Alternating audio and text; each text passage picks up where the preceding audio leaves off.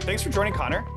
Just to introduce the topic for today, we're going to be talking about unpacking marketing's impact on Amazon, Omni-Channel case study with Caraway. Everybody feel free to drop Q&As in the chat. We'll be able to answer more questions. Connor, welcome to Open House. I'd love to learn a little bit more about you and kind of your background getting to the world of incrementality. It's great to join a house party for the first time. Thank you so much for having me. Hi, everyone. My name is Connor. I'm the VP of Growth and Digital Product at a brand called Caraway. We're a modern kitchenware brand. We're most known for our ceramic cookware set that launched in 2019, but since then we've launched into half a dozen or so new categories and really trying to make a stance against any toxins in the kitchen. So really great to be here. My background's, I've come up through the agency world and got exposure to a lot of different channels and industries, and then started my parlay into the world of consumer-based marketing on the brand side. So, my measurement journey has been long and arduous, but it's good to arrive where we are today. So you and I first started working together when I was at Google. You were at Quibi. Many days and hours of just whiteboarding. Pre-launch, post-launch was a bit of a different story. We really started kind of getting into the world of incrementality. Can you talk a little bit about kind of how that role transformed your understanding of marketing measurement, and how you got to know me, and kind of like your kind of like journey really becoming, honestly, like one of the most sophisticated marketers I know in the world of incrementality? Oh gosh, yeah. I mean, I think that my experience with measurement, I think I've probably followed a very typical path. Working at an ad agency, it was a lot of last click contributions and brands telling us that all they wanted to do was optimized against anything that was showing up in GA, and that was the lens through which they were assessing what was involved or deserved to be involved in their marketing mix. When I got to Dollar Shave Club, we started to do some conversion lift tests and do some things a little bit more advanced inside of the platforms and outside of the platforms, but still not really doing too much on pure play incrementality. And I was really fortunate to have joined Quibi. I think that was in 2019, and I felt like that was on the earlier train, and Quibi was filled with people from Netflix who had really been pioneering this. And of course, someone like you, Zach. And so it was awesome. I went from not knowing what marginal acquisition even meant to plotting out diminishing returns curves and being taught how to understand how to do stress tests and pulse-up tests on spend, really find where points in the curve needed to happen and what spend volumes needed to be at a channel level. So it was incredible. And, Zach was a great partner to us. I always tell the story about how Zach kind of earned our trust when we were at Quibi. So obviously Zach was, at one of the motherships, Google, and we were having a team meeting with the DSP team from Google, just talking about whether or not we needed to be spending on open web inventory. And for anybody that doesn't know what Quibi was, it was a proverbial flash in the pan mobile app trying to be, the next gen mobile streaming platform. And, we were buying a lot of app-based inventory, and the team was in there trying to tell us we needed to be spending on the DSP, and we asked Zach point blank, will this be incremental to the business? Is this something that you think we're not getting coverage on in the existing marketing that we're doing? And he looked across the aisle to us and said, I don't think you need to be doing this. So right there, you can just tell that Zach was always going to be an impartial partner. So I think, Zach, that's why I was really excited when we started to build Haus and start to build the solutions that we had kind of talked about the industry really needing way back in 2019, and have been a happy customer twice now. Yeah, it's funny. The Google team wasn't really happy with me for a few weeks after that, but they eventually got over it. I think ultimately, the beauty of customers who will really spend money and experiment is like, you're going to find out anyways. So might as well point you in the right direction before you're like, hey, we wasted all that money on stuff that didn't work. That's right. And the veil was lifted from my eyes. I think everybody needs their aha moment with incrementality testing. I do think it's a bit nebulous and can be a little bit cerebral and hard to understand at times. And so practical applications are great. And one of the tests that we ran actually wasn't about the Google suite of inventory, and not to put down one of the big streaming social media platforms, but we ran an experiment with Snap, and what we were finding was that Snap in platform results looked amazing, right on par with Meta. Snap, when viewed through the lens of MTA, multi-touch attribution, through an MMP that we were using, still looked really good, deduped. It looked like it was contributing to the business in a very meaningful way.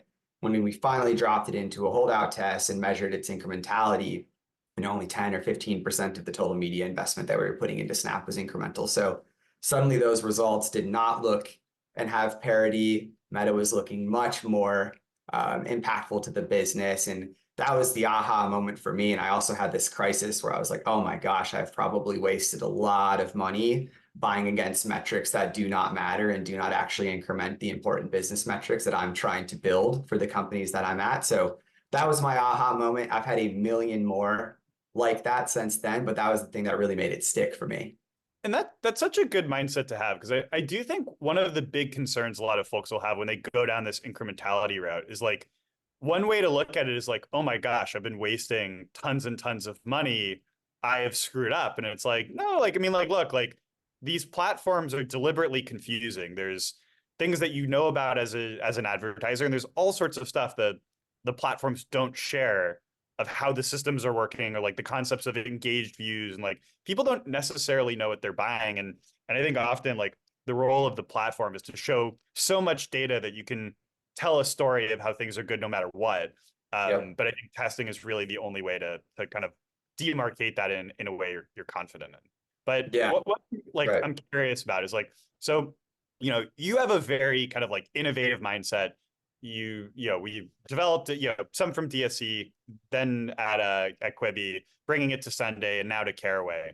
What's been difficult to get the team on board with this and like kind of thinking this way? Because you know often the way I talk about incrementality and experimentation is like you can't unsee the stuff you've seen. It's like you've taken the red pill in the matrix and you see how far the world goes. But a lot of the executives or the other marketers just didn't have this background. I'm really curious like how you were able to like build the organizational momentum to get companies to really buy in and think this way.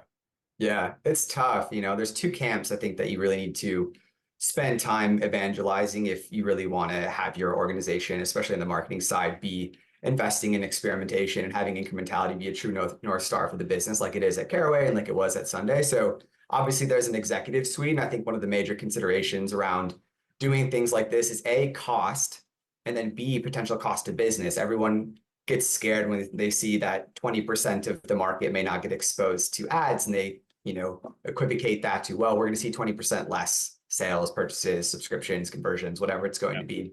It's I can understand why that's the mindset, but you really have to do some explanation that that's not exactly the case. And from a cost perspective, certainly, like this stuff is not cheap. It's a lot of science that has to go into powering it, but there's a massive cost to not testing. And we have seen that at both of the stops that I've been at where we have leveraged Haus, where some of the first series of tests that we were doing, we switched up our business as usual, tested a variant treatment. The variant treatment ended up being massively incremental and impactful to top and bottom line metrics for each of the respective businesses. And for the most part, extrapolated out those tests, the results of both covered the cost of our contract in a single fell. So there's a massive cost to not testing, and also the idea of maybe taking a half step sideways or a half step backwards and applying holdouts to your marketing in order to achieve a two-step forward adjustment or pivot in how you're deploying strategy or media dollars. To me, that's incredibly worth it. And that's been the approach that I've taken with sort of evangelizing incrementality across an executive team. For your media buyers and the people that are hands-on keys and kind of operating all of your digital and offline channels, it's just not as familiar as being able to pop open Meta or pop open Google and see what each of those campaigns is self-attributing as their performance on a day-to-day basis. So I think there's some education to be done about, well, what are the limitations about what those numbers being presented are? What are the shortcomings of them? Even if you're reconciling that with survey data or with GA data, all of those are still correlative. And so triangulation, I think you had discussed this in a previous webinar.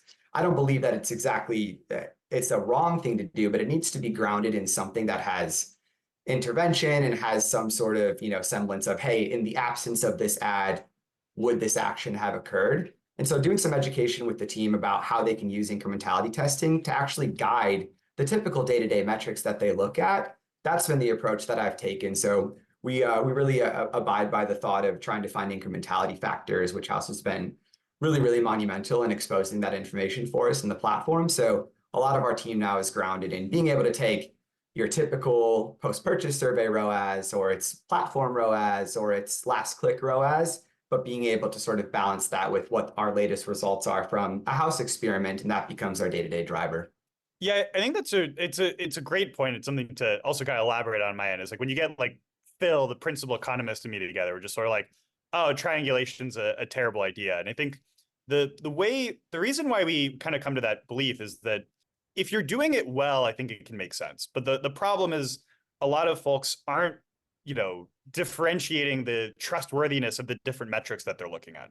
So they're like, Yep. well, like these three data points, I'm going to pick the one that we like. But like one is like robust and back tested and has placebo testing and is confidence intervals. And the other is like, oh, here's like a reporting metric that I got. Like, I like that better today. I think that's Yep. really the piece that, if people are kind of like going in with the right framework and they're like, this is the structure of how we'll make decisions and how we assign different kind of values to different methods, I think it absolutely makes sense to think about that. But as you kind of go into like, obviously big focus on experimentation, I'd love to know more about like the measurement stack as you see it today. What is Caraway using? What is really important for you? Yeah, we may look a little different than many brands. We do not have not and likely will not deploy any sort of internal MTA solution. I think my perspective is kind of skate where the puck is going, and I want to align the team and build systems around stuff that I think is durable and here to stay. And I think the signal around geo is something that the internet is pretty dependent on. So I don't really see any reason that that's going to be taken away from us anytime soon. And Zach, if you have inside baseball and whether or not that's the case, you got to let me know. But political, telecom, my YouTube TV knows when I'm traveling. There's too many reasons to need and know a geo signal. So MTA is not really part of our existing suite today. We don't deploy an MMM solution either. I have question marks about it, and I think if we're ever to do that, it would still need to be grounded in what we're doing on the experiment side. Otherwise, it's still just kind of retroactive and not really taking into account the absence of anything. So again, it's a little bit of a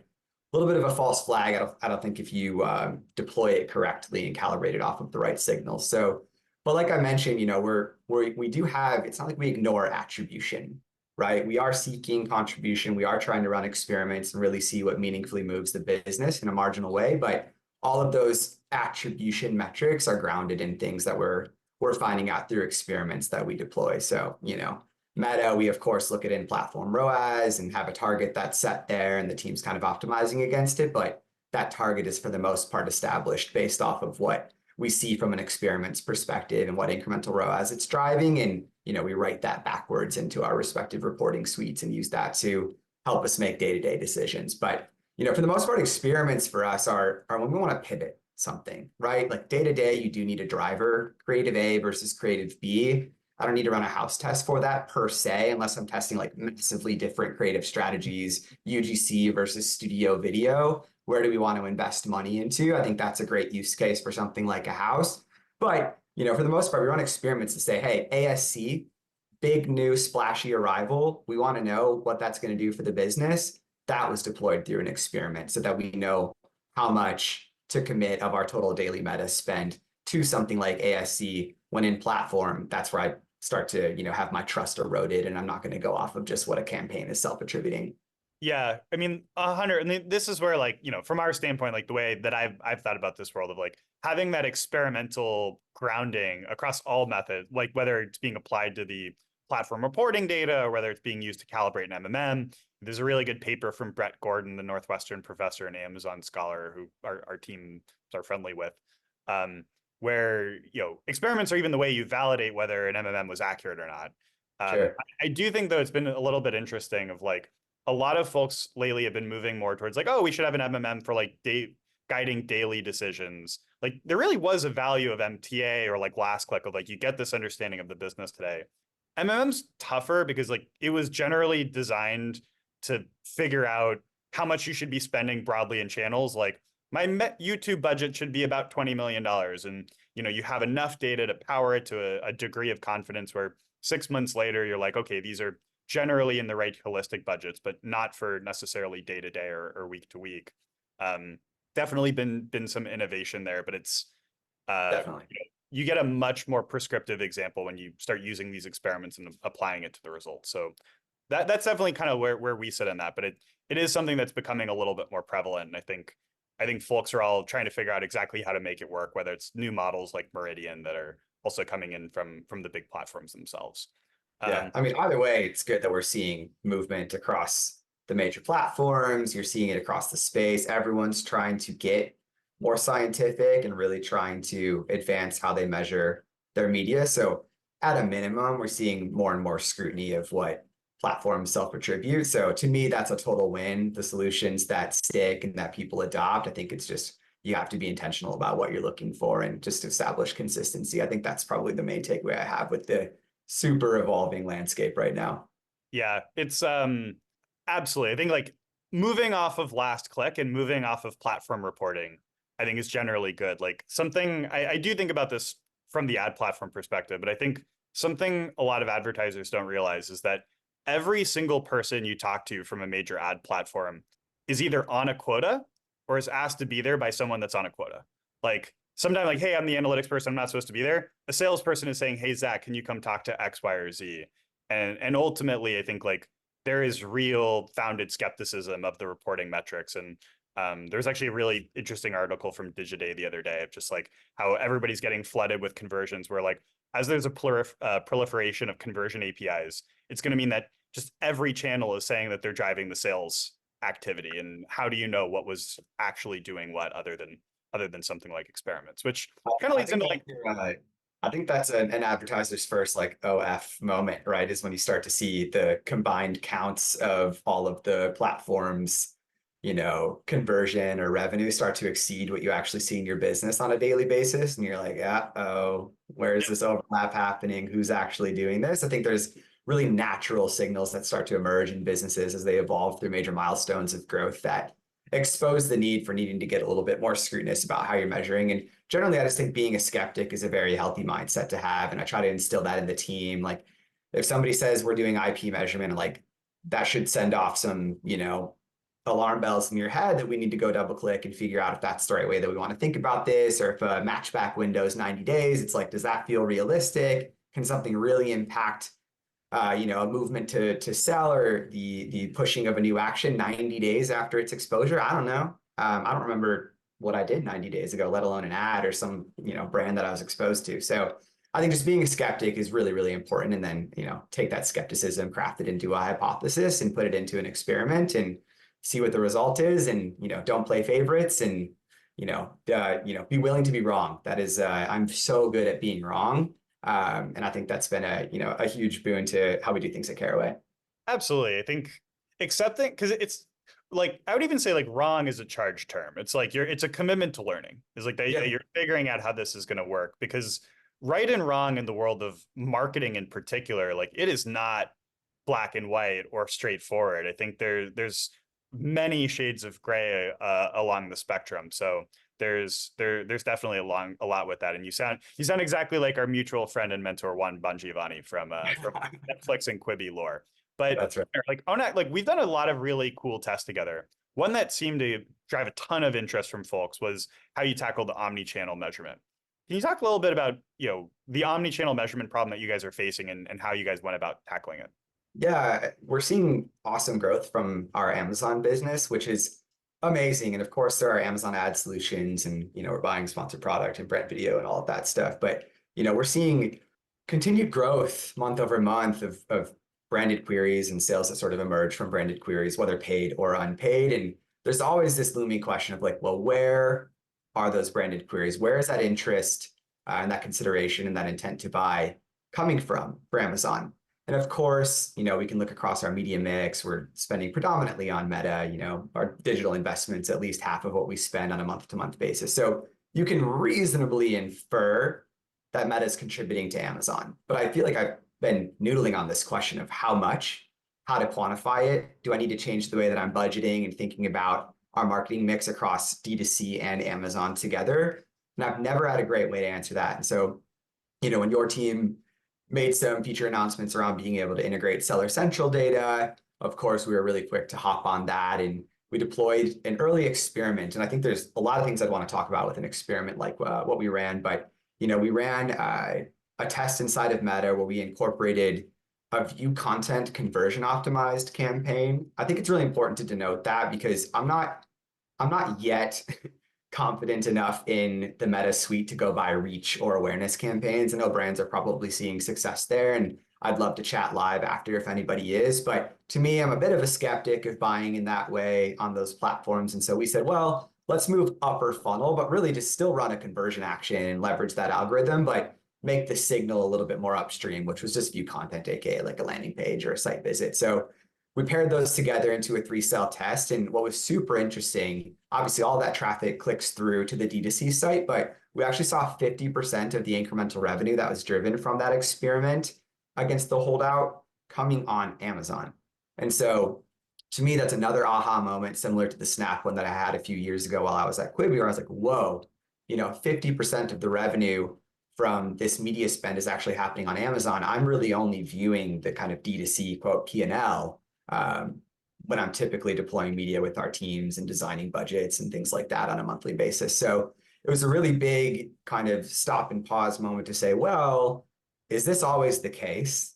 Is this going to be persistent across channels?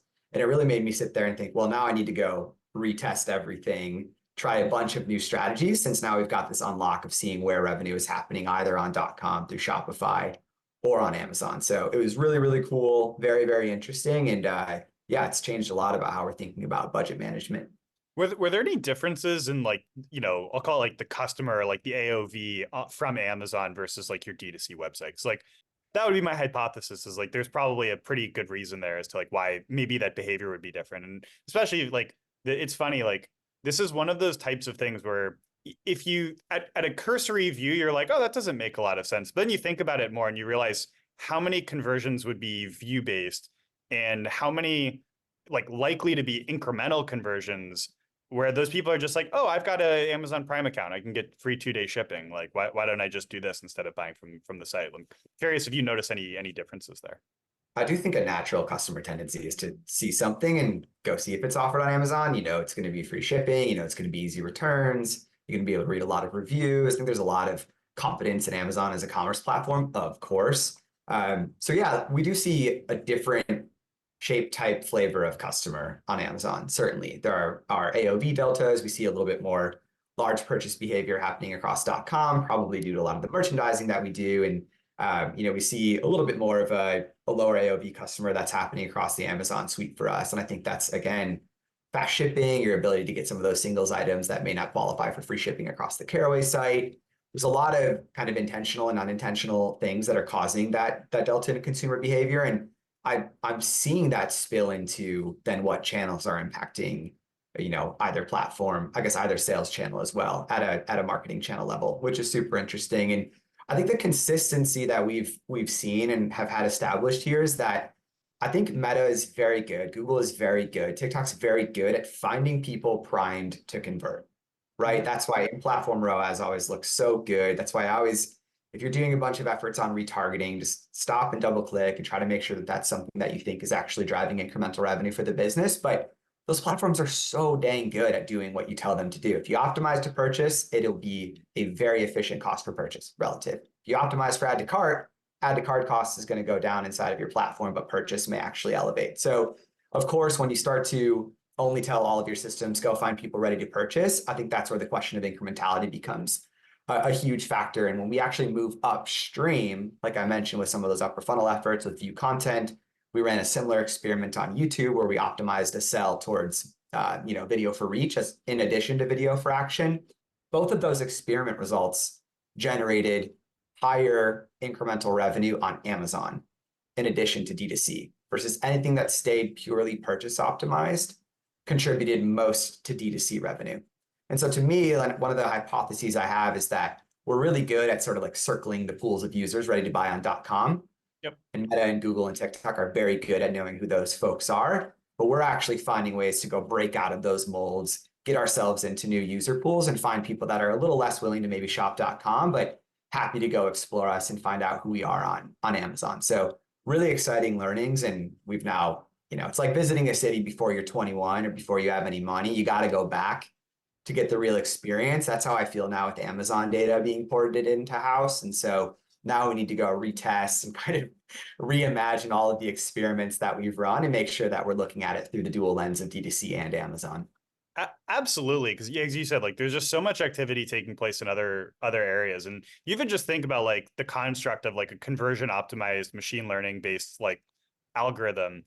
Those models are predicting, they're trying to predict what you can do to get somebody to do something like as quickly as possible, because like they need to show returns, they need to show CPAs, they need to show conversions incrementing, and when you start getting into the world of like you're predicting these generalized conversions, like everybody has similar prediction models. When you go down like incrementality, number one, a lot of those signals might not be available on their platforms. And number two, um, there's like just a very small number of incremental conversions versus non-incremental. And you don't even know which the incremental users were or not. So it gets really hard to kind of like build those systems in that way, which is where experimenting makes sense. And like porting all of like omni-channel data and just makes the models so much better. I'm Yeah. curious, like lately, is there anything else you kind of like discovered that's just been really surprising or interesting, kind of as we've been testing, and then from there I'm gonna wrap up and see if there's any questions from folks online. Yeah, I think we've really started to try to make TikTok work for us, make YouTube work for us in a meaningful way, and we've done a number of different experiments. I think for YouTube, the signal density is a little bit less there. It's harder to get conversion actions into those campaigns as opposed to something like a Meta. And so we've had some success pairing together multi-objective efforts for, platforms like YouTube. And another really cool thing that we've observed is that extending our observation window, which was always something we'd ask your team to do manually, and to see it productized in platform has been super cool. So we've got a really high and long consideration window for the products that Caraway offers. $400, not everybody's, impulse swipe up buying, a Caraway set versus like, cute baby clothes or anything like that. So, by extending observation windows, we've seen some cool deltas in performance. And to me, it's again another one of those kind of alarm bell moments where it's like, oh, are we intentionally stunting the time frame through which we assess impact via marketing, and do we need to lengthen that window and use that to craft our decisions? So it's been cool to see that productize, and that's obviously another thing that, in addition to Amazon data always being by default included in experiments, I think we're also trying to figure out how much we need to lengthen our observation windows, knowing that we've got a multi-month consideration window for the business. Yeah, and like if you think of like a consideration window, like this is one of the generalized forms of biases in experiments is if you run a 3-week experiment and somebody sees an ad on day one, they would have 21 days to convert and be captured without an observation window. But if somebody sees an ad on the 21st day, they have 1 day to convert to be captured. I Yep. actually like in a previous life, I did a ton of work around this. And what we found was that it's very rare for the percentage lifts to change dramatically with an observation window, but the cost per incremental acquisition can still continue to hold.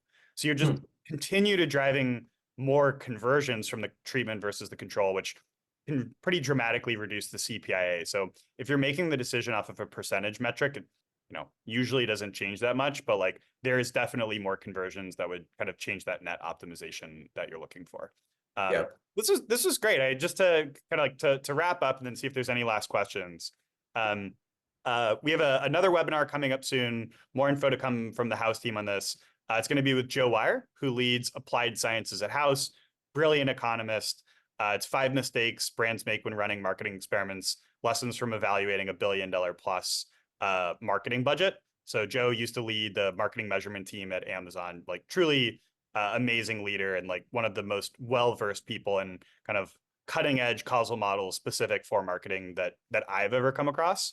And it's going to be a lot of fun. We'll be able to dig into a lot of the technical specifics where, so I think I was mentioning earlier, like sometimes when we see methods that we were using 10 years ago, we're just like, I appreciate that people are trying to do incrementality, but I also wish everyone was doing it as well as they could, because they're going to just get a lot more robust and reliable outcomes from it. Yeah, it's dangerous to not do it well. Just there's a couple questions. Zach, should we jump on any of Yeah, these? let's do them. Connor, how often are you thinking about retesting channels for refreshed incrementality factors? This is a loaded question and a very, very good one. So first of all, we want to refresh tests once a quarter to the best of our ability with the experiment flighting and roadmap that we're trying to accomplish. There are many reasons for that to happen. I would say that my philosophy is that we want to understand what channels increment the Caraway business at strategic and distinct points in time.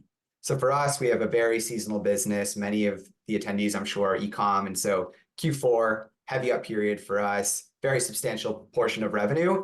We actually don't shy away from testing during Q4, though. We want to deploy tests. We want to know what moves the needle during those really important and critical periods for the business. We also want to know what increments the business and what channels contribute when we're in an evergreen phase of the business. So here's a really easy example. When we're running sales, we see that TikTok is pretty impactful to the business. I think that's a pricing sensitivity thing and maybe a little bit more of a younger skewing audience.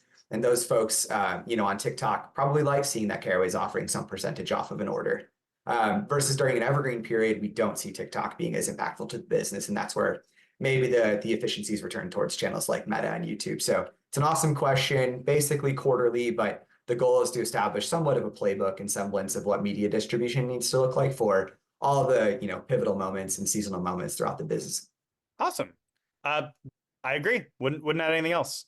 So another question. Incrementality seems to be a great way to confidently test and identify which channels are influencing conversions in B2C and D2C. But do you think those lines blur a little bit or kind of are more difficult in a B2B environment?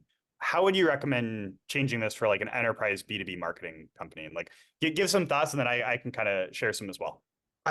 I'm not an expert here. And so take all of that, it's like if I were to offer legal advice, just maybe ignore it. But my advice would be, those observation windows, I'm sure that the consideration cycles and close cycles for B2B leads is quite long. And so I think it's important to understand the limitations of testing within certain timeframes, extend those windows when you're able, and figure out what the proxy or efficiency needs to look like within an established time frame. And you need to do some math to establish whether that sort of cost per lead or whatever cost per qualified lead within that specified time frame of an experiment extrapolates out to something that's sustainable and scalable for the business. But I think a lot of the principles can be persistent there.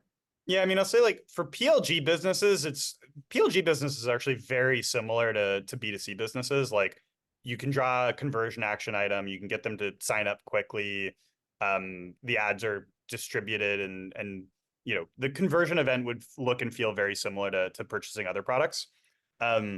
Generally, when I think like the more you move into enterprise, it's really about just breaking down the problem. Like if you're trying to say, hey, this ad drove this sale that took place over 9 months, that is an extremely difficult line to draw. And like you would also need experiments on your sales team and on like how much you're engaging with your customers. Like you could probably build this like full funnel activity suite that incorporates not only marketing and sales. But to break down the problem a little bit more, I would just like, what are the calculable metrics that you have early in the sales cycle? Like, how do you get more at bats? How do you get more leads? How do you get more email registrations? How do you get more webinar, like with something like this, like webinar entrance, like you're still able to track to some resolvable event that would be that high level. And then the goal would be your other processes and procedures kind of like move people down that funnel. I remember like when I've worked with a lot of streaming companies in the past, and often the way they would think about it is like, our job is to get people to free trial. The product's job is to get them to convert. And I think there's like a pretty significant corollary in these B2B businesses where, marketing is to get people in the door, then the sales process is what needs to get them. And you could potentially run experiments and evaluate them independently. So Connor, since learning about the halo impact that Meta's had on Amazon sales, has that changed the way you've bought Amazon ads and anything relative to your general Amazon strategy? In Amazon, this is another awesome question. In Amazon ads is the next frontier. It's less measurable is the challenge. There's not as much geo exclusions and stuff that you can apply. I think Amazon will continue investing in their ads product and make that a little bit more available. So for now, there's nothing inside of like the Amazon ad strategy that we've really adjusted other than maybe trying to even draw budgets down a little bit because we know so much impact is actually coming from the more typical D2C media deployments that we do. But where this is really going to be interesting, and I was just talking with our team about it a little bit, is think about a Prime Day, right? In July, it's coming up in 6 weeks. Last year, before we had established a lot of these learnings, we see D2C revenue kind of come down and a lot of our revenue flowed over to Prime and to Amazon. And so this year, what we may want to do is say, hey, maybe we won't actually draw down, quote, D2C spend because we know so much of that is likely floating over to Amazon. And maybe we run the business a little bit less blended efficiently because we know that the impact from those ad dollars is going to actually happen and take place across Amazon. So how we budget across the e-com business has definitely evolved as a result of these experiments. Awesome. Yeah, I think that's great. Like, especially like when you think about those like offers and promotions, it's like that not only changes kind of like people's buying behavior, but it just changes like their philosophy towards sales broadly. Like it's really funny. A lot of customers we work with who don't do any offers or discounts or promotions, when there is something like an Amazon Prime Day, they see their sales going up. And not that like they weren't doing anything that was like contributing to that. I think it's just, hey, I'm in the mindset to be buying, and therefore like my sentiment and my behavior can change and how you wrap that in. And then Absolutely. the last question, or you're gonna like the last one. But one more, and then I'll give you the last one. Do you see a cost in having a holdout when testing major channels? Yes, but that cost does not have to be negative. Um, we we were buying PMAX with branded queries excluded by default because I'm a notorious brand search hater, and the default stance I took when PMAX came out was, oh, that's probably going to drift into branded queries and overserve against it and surface up shopping ads that we don't need to buy. Those people will naturally come to the site, yada yada. So that was our default posture. We decided to test that, and we included branded queries. And I know this is a controversial test, but I promise you I'm internal. I've seen the results. And we tested, and the cell that included branded queries outperformed the one that did not on a PMAX perspective. And it did this through any of the ways in which we cut the data. We accounted for branded search. We looked at distribution of branded search. We obviously were thoughtful with the market selection and leveraged everything that Haus had to offer. And so there would have been a cost if we had not tested. We would have missed out on hundreds of thousands of incremental revenue throughout the year. Again, my gut instinct was completely wrong, and I was so happy to have had that instinct challenged. I think that's, again, have the skepticism, put to the test even things you have high conviction against, and have strong beliefs loosely held, and put them into experiments that are thoughtfully designed. And those costs become mitigated when you start to think through the lens of there's also a cost to not testing. Absolutely. I think the cost of not testing is really big. And also like often say like marketing is generally not as incremental as people think anyway. So if you're holding out 20% of the country, it's like very unlikely that your sales go down by 20%. And if they do, systems like ours could actually catch on that and say, hey, actually, like maybe we should end this experiment. This is having a really big impact in the business. But like I think to your point, people don't necessarily understand how many features go into like a performance max style conversion optimization algorithm. And it isn't the brand search necessarily that's driving the incrementality. It's the increased conversion volume and the kind of distribution of different features of the types of people that are able to convert that can just feed the model to have better performance in other places. So it's actually not all that surprising. But like brand search independently, I don't know. But when you're able to leverage those insights and like the data for other purposes, it can be positive. Well, it's also results may vary. Do not consider, if you ever hear, hey, in your space, this is what works for your category, run. Do not walk to the nearest exit. I think that's a really dangerous posture to take, and you should always test your business is unique, and don't accept default playbooks and think that that's exactly what's going to apply to my own. I've seen that happen many, many, many times. Yeah, when I worked with like the Netflixes and the Hulus of the world, you could see, conceptually as similar businesses as you could think of. You see results that were off by orders of magnitude, and it's like why everyone really has to test for themselves. Like there really aren't like if there was a standardized way of everything doing it, everyone would just do that. And like the reality is like unfortunately life is more complicated. Yeah. Two more questions, Connor. You'll like this one. Do you offer one-on-one consulting? My DMs will be open after this, and I'm happy to jam on experiments whenever anybody wants. So find me on LinkedIn. I don't really do Twitter, but I'd love to chat if anybody's thinking about how to deploy experiments to help their business. It's one of my favorite topics to discuss. You'll find Connor. LinkedIn's good. All right, last question, unless more come in. Connor, what's a tricky situation when you were stuck making a decision on a campaign? Maybe a statistical dead heat in the data or conflicted metrics. What was it, and how did you kind of figure out a way to move forward? That's an interesting question. We tested recently YouTube, and proved highly incremental to the business, great absolute lift, good cost efficiency. So we ran another experiment where we ran a 3-cell test and doubled spend on YouTube. One of the first, I have a decision tree kind of logic that I use when I get an experiment result. It's, hey, is this good or is it at benchmark? If no, keep testing, keep pushing, keep scaling. Let's try to find where we actually start to hit some diminishing returns. And so we opted into a multi-cell test and scaled up YouTube. And the results of that second test dropped efficiency massively.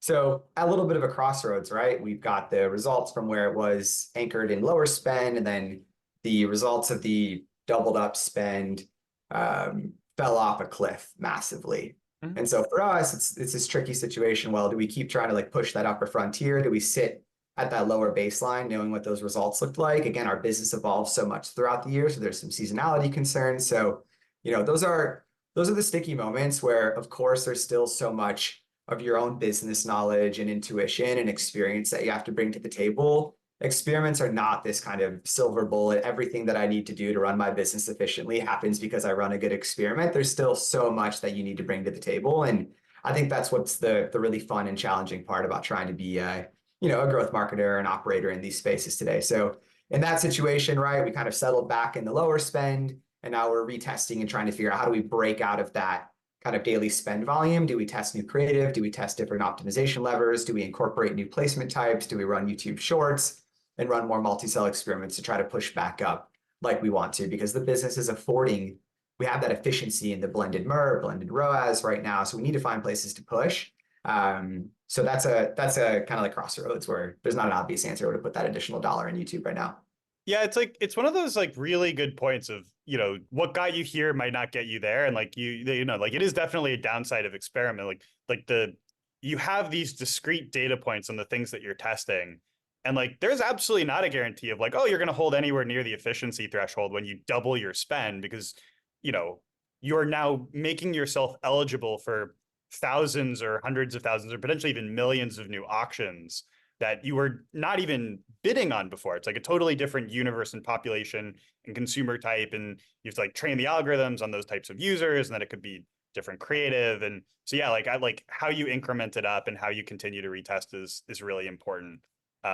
Like you and I actually were texting about something the other day of someone saying like, hey, at, $100, I have this CPA, but at $1 million, it'll be this. And it's like, you have no idea how these things kind of model on returns. And like, it gets really dangerous when you start going like, certain things like an MMM too, of like, you model these unobservable return curves on data you don't have. And, maybe not. And it's seeing how that scales is definitely a challenge, but, this was awesome, Connor. Thank you for the time. Honestly, like partnering together has been amazing, and, really excited to see how you continue to leverage the platform and, all the experiments we're going to run in the next year. I'm excited too. Thanks for having me on. Keep building. Hope everybody has a great Memorial weekend. Get a glizzy and a cold adult beverage in. Have a happy Memorial. Zach, great to see you. Happy Memorial Day, everybody. Thanks.